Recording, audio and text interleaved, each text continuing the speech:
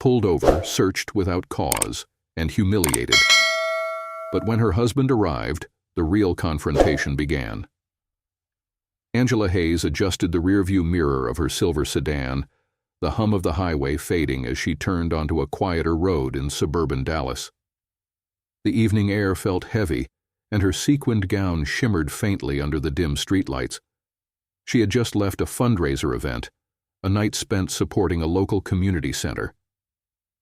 Angela deeply cared about the cause and was proud of the work they were doing. But more than anything, she was looking forward to getting home to her family. Her phone buzzed on the passenger seat. It was her husband, Malcolm Hayes, the newly appointed police commissioner of Dallas County. Angela smiled softly. "Be home soon," she murmured to herself, not bothering to pick up the call. Then, the flash of red and blue lights in her rearview mirror caught her attention. A police cruiser. Angela's brows furrowed as she slowed her car and pulled over to the side of the road. Her mind raced for a reason. She wasn't speeding. She hadn't rolled through any stop signs. She wasn't even on her phone. Maybe it's just a routine stop, Angela thought as she rolled down her window, watching the officer approach. The officer, a tall man with a stern expression, wasted no time. "License and registration," he said curtly. Angela handed over her documents without hesitation. "Good evening, officer. May I ask why I'm being stopped?" The man glanced at her license before looking back at her, his tone clipped. "We got a call about a vehicle matching this description involved in suspicious activity in the area." Angela's heart skipped a beat. "Suspicious activity?" she repeated, her voice steady despite the unease creeping in. "Step out of the car, ma'am," the officer said, ignoring her question. Angela hesitated. "Excuse me? I'm not sure I understand." "Step out of the car now," he interrupted, his tone firmer. Another cruiser pulled up behind the first, and two more officers got out. Their flashlights cut through the darkness as Angela's hand trembled. She unbuckled her seatbelt and opened the door, keeping her hands visible, just as her husband had taught her. "I'm complying," she said, her voice calm but firm. "But I'd like to know why I'm being treated this way." Her calm demeanor seemed to agitate the officers further. One began searching her car without asking permission, rifling through the back seat and trunk. The other two stood close, watching her every move. Angela's heart pounded. This wasn't right. She had nothing to hide, but the way they treated her, like she was guilty of something, was humiliating. But Angela wasn't the kind of woman to cower. "I'd like to call my husband," she said, her voice cutting through the tension. One officer scoffed. "You can do that after we're done." Angela's jaw tightened, but she said nothing. She didn't want to escalate the situation. Instead, she silently prayed that someone would intervene, that this would end before it spiraled further. Little did she know, the situation was about to take a turn no one could have predicted. Angela stood by her car, the cool night air brushing against her arms as she watched the officers rummage through her belongings. Her perfectly organized trunk, filled with boxes of brochures and event materials from the fundraiser, was being treated like a crime scene. The officers pulled out items, inspecting them as if they might uncover something sinister. One officer held up a stack of pamphlets. "What's all this for?" Angela's voice remained calm but firm. "I just left a fundraiser. Those are brochures for the community center we're supporting." He stared at her, his expression unreadable, before tossing the stack back into the trunk without a word. The second officer, a younger man with a nervous energy, approached her. "Ma'am, are there any weapons, drugs, or anything illegal in this vehicle?"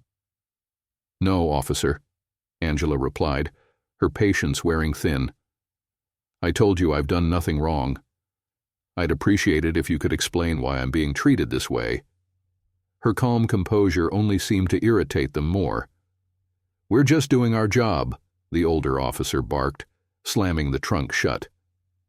Angela glanced at her phone, still buzzing on the passenger seat with an incoming call from Malcolm. "May I retrieve my phone to call my husband now?" she asked. The officers exchanged glances. "No sudden movements," one of them said, as if she were a threat. Angela fought the urge to roll her eyes but complied, carefully reaching into the car to grab her phone. The officers seemed almost disappointed that nothing about her behavior justified their suspicions. But they weren't done yet. "We're running your plates and license," one officer said, stepping away. Angela crossed her arms, watching as the second cruiser's spotlight illuminated her car. The scrutiny, the assumptions, the complete disregard for her dignity. It was infuriating. But she kept her cool, knowing any sign of frustration could be twisted into a reason to escalate further. With steady fingers, she dialed Malcolm's number. He picked up almost immediately. "Angela, are you okay? I've been calling—" She cut him off. "Malcolm, I'm pulled over by the police, and they're searching my car without cause. I need you here." Malcolm's tone shifted instantly, his voice filled with both concern and authority. "Where are you?" "I'm coming." Angela gave him her location, her voice faltering slightly as the weight of the situation settled in. "Please hurry." As she ended the call, she noticed the officers watching her closely, their postures stiffening. They didn't know who she had called, but something about her newfound confidence seemed to unnerve them. Minutes passed, each one feeling longer than the last. Angela remained silent, standing tall despite the humiliation. She noticed a few cars slowing down as they drove by, their occupants rubbernecking to get a glimpse of what was happening. Then she heard the sound of a car pulling up. A sleek black SUV rolled to a stop nearby, and the driver's door opened. Malcolm stepped out, his tall frame exuding authority, his face a mask of restrained anger. His presence was commanding, each step deliberate and measured. But what happened next was something neither Angela nor the officers could have anticipated. Malcolm Hayes wasn't the type of man to lose his temper easily. Years of experience as a public servant and, most recently, the police commissioner of Dallas County had taught him the power of controlled composure. The years Malcolm had spent as a public servant and, most recently, the police commissioner had taught him the value of control, even in the most heated situations. But tonight, seeing his wife standing on the side of the road, surrounded by officers, her look of defiance barely masking her unease, something inside him burned. He stepped out of the SUV and closed the door firmly, the sound cutting through the tense air. The officers glanced at him, their guarded expressions betraying their surprise at his confident stride. Malcolm was dressed sharply in a tailored suit, his police badge clipped to his belt and glinting under the streetlights. "Good evening," he said, his voice calm but edged with authority. "I'm Malcolm Hayes, Dallas County Police Commissioner. Someone want to explain to me why my wife is being detained and her vehicle searched without cause." The older officer, clearly the one in charge, straightened his posture but didn't quite meet Malcolm's eyes. "Sir, we're conducting an investigation," the older officer said. "We received a report of suspicious activity involving a car matching this description." Malcolm's jaw tightened. "Suspicious activity? In a sedan driven by a well-dressed woman coming from a charity event? You do realize you're speaking to Angela Hayes, my wife." The younger officer shifted uncomfortably, glancing at his partner. The older officer cleared his throat. "We weren't aware of her identity, sir. We were just following protocol." "Protocol?" Malcolm repeated, his voice rising slightly. "Since when does protocol involve searching someone's car without their consent or probable cause? Did she give you permission to do this?" Silence. "That's what I thought," Malcolm said, his tone sharp and unyielding. Malcolm took a step closer, his presence commanding, the tension among the officers palpable. Bystanders had started to gather, some holding up their phones to record the scene. The flashing police lights bathed everything in an eerie red and blue glow. Angela finally spoke, her voice steady. "Malcolm, they wouldn't even let me make a phone call at first. They've been treating me like a suspect from the moment they pulled me over." Malcolm turned to her, his expression softening for a brief moment, before hardening again as he faced the officers. "Do you have any idea what kind of liability you're exposing this department to?" he demanded. "You're harassing an innocent citizen, my wife no less, without justification. This isn't just unprofessional, it's unacceptable." One of the officers, clearly feeling the heat, shifted uncomfortably under Malcolm's piercing gaze. The officer stammered, We were just doing our job, sir. We didn't mean—" "You didn't mean?" Malcolm cut him off, his tone sharp. "Your actions suggest otherwise. And those cameras," he added, gesturing to the growing crowd of bystanders recording the scene, "will ensure there's no spinning this later. You're going to explain yourselves, right here, right now." The officers exchanged nervous glances, clearly unsure how to proceed. The older officer stepped forward, attempting to regain control. "Commissioner Hayes, we'll need to de-escalate the situation. Perhaps we can discuss this back at the precinct." Malcolm let out a short, humorless laugh. "De-escalate? You want to de-escalate now, after humiliating my wife and violating her rights?" "Number, we're addressing this here, in public, exactly where you created this mess." By now the crowd had grown larger. People murmured among themselves, some expressing disbelief at what they were witnessing. Angela stood quietly, her posture composed, though her eyes betrayed the hurt and humiliation she felt. "Call your supervisor," Malcolm ordered, his voice firm and unyielding. The older officer hesitated but ultimately reached for his radio, his demeanor reluctantly compliant. The tension in the air was thick, the weight of accountability pressing down on the officers as they awaited their superior's arrival. What happened next, however, would turn this already tense situation into a breaking point for everyone involved. The faint crackle of the police radio broke through the heavy silence as the older officer called for his supervisor. The minutes that followed felt like hours, with Malcolm standing his ground, Angela silently observing, and the crowd continuing to grow. Some bystanders murmured among themselves, others whispered into their phones or live-streamed the unfolding scene. Finally, a black and white SUV pulled up. Out stepped Lieutenant Charles Donovan, his uniform crisp and his expression betraying a mixture of annoyance and confusion. As Donovan approached the group, his sharp eyes scanned the scene, taking in the flashing lights, the growing crowd, and the unmistakable presence of Commissioner Malcolm Hayes. "What's going on here?" Donovan demanded, his voice carrying both authority and irritation. Lieutenant Donovan barely glanced at Angela before turning to Malcolm. "Lieutenant Donovan," Malcolm said evenly, "your officers here pulled over my wife, conducted an unwarranted search of her vehicle, and have failed to provide any legitimate reason for their actions. I'm waiting for an explanation." Donovan's eyes widened as the realization hit him. "Commissioner Hayes, I didn't realize—" "That's the problem, Lieutenant," Malcolm interrupted, his voice steady but sharp. "It shouldn't matter who she is. Every citizen deserves respect and fair treatment, and this is anything but." The lieutenant's face tightened as he turned to the officers. "Is this true? Did you search her vehicle without cause?"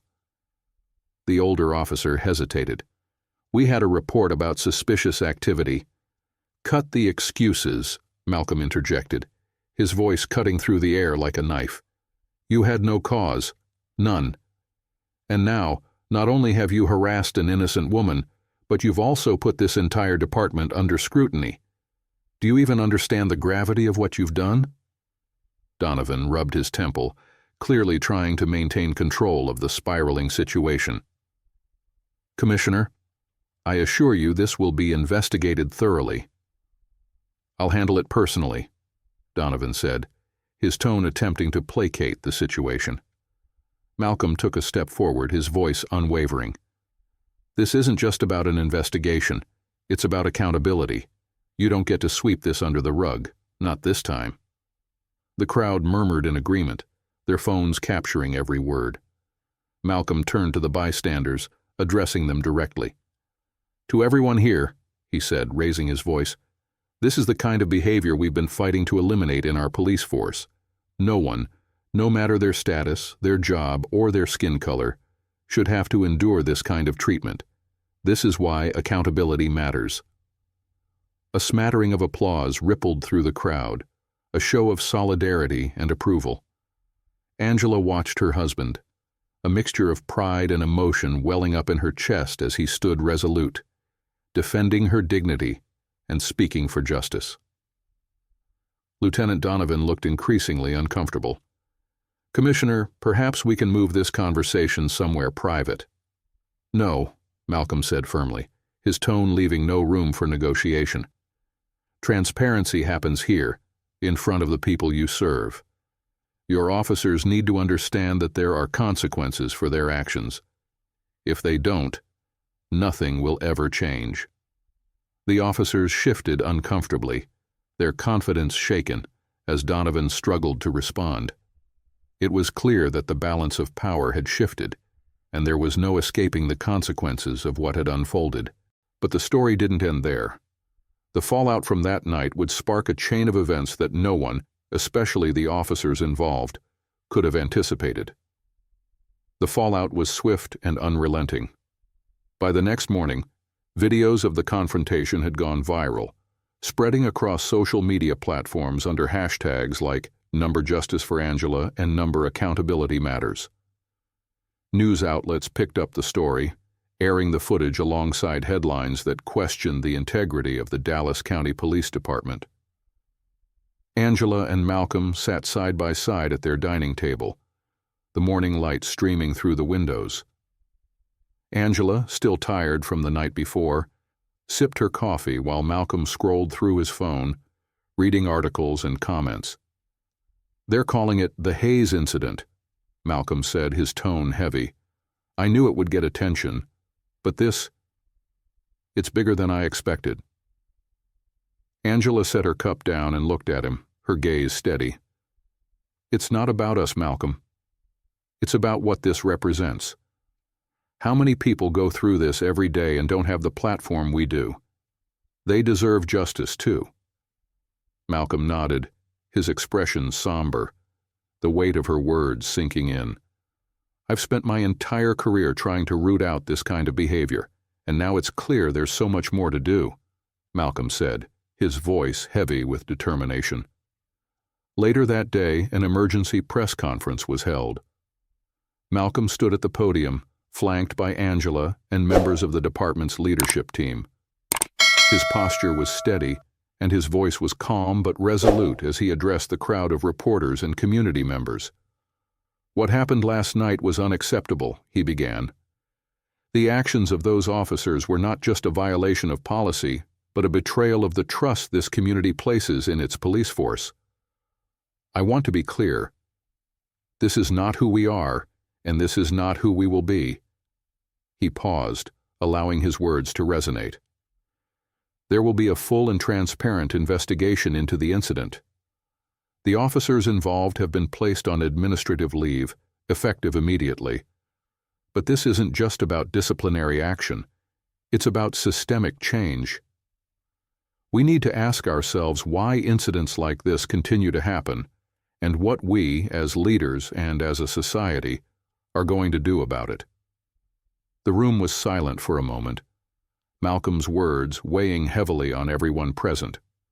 Cameras clicked, reporters scribbled notes, and Angela stood beside him, her expression a mix of pride and determination.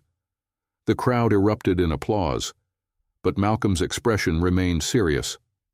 He turned to Angela, who stepped forward to share her experience. "When I was pulled over last night," Angela began, her voice steady, "I felt powerless. I did everything right, followed every instruction, but it didn't matter. I wasn't seen as a person, I was seen as a problem to be dealt with. And I know I'm not alone in feeling that way." She paused, taking a deep breath before continuing. But I also know that change is possible. It starts with accountability, with people speaking out, and with leaders like my husband who are willing to challenge the system from within. We have to do better for everyone. In the days that followed, the department launched new training initiatives focused on de-escalation and implicit bias. A citizens' advisory board was formed to ensure transparency and accountability. Malcolm personally reached out to community leaders, promising to rebuild trust and implement the long-overdue changes. The officers involved in the incident faced disciplinary action, with one choosing to resign. Their actions served as a stark reminder of how deeply systemic issues were rooted, but also of how necessary it was to confront them head-on. As for Angela, she became a passionate advocate for justice, using her platform to amplify the voices of those who couldn't speak for themselves. She often shared her story, not out of anger, but out of hope. "It's not just about what happened to me," she would say. "It's about what we do to make sure it doesn't happen to anyone else." In the end, the Hayes family turned a moment of injustice into a catalyst for change. It wasn't easy, and the road ahead was long, but they faced it together, with courage, conviction, and an unwavering belief that a better world was possible. And that's the lesson we all need to take away.